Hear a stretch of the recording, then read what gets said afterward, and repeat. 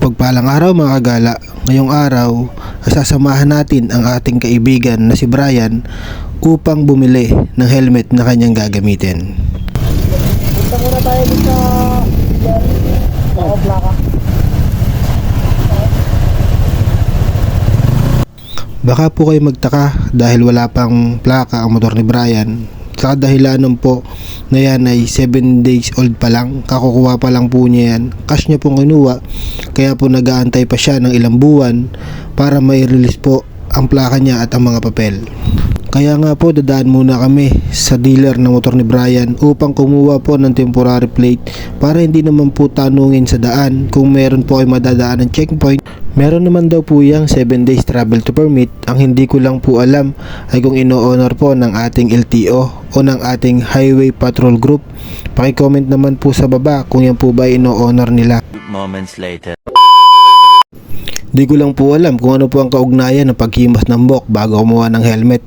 Dito nga po pala kami kumuha ng helmet sa Redline Premium Moto sa Sambat, Tanawan, Batangas. Ngayon nga po ay papasok na po si Brian para po mamili kung ano po ang magugustuhan niyang helmet. Pagpasok nga po namin ay pumunta agad si Brian doon po sa Spider na helmet. Shoutout nga po pala kay Kuya, napakasipag at napakabait. Shoutout din po kay Sir, hindi ko alam, baka siya yung may-ari, nahiya kasi ako magtanong kanina eh. Ngayon ko lang napatunayan na si Brian pala hindi sa lawahan, kasi si Spider lang talaga siya pumunta at yun lang ang kanyang tiningnan. Hindi siya tumingin sa Ibo o kaya sa SEC o kaya sa ibang helmet, mga branded din naman, matitibay. Tingnan nyo naman mga kagala, sa dami ng helmet dito, siguradong matitibay at branded pa. Pero sa dami niyan, mukhang si Brian hindi pa ho nakakapamili.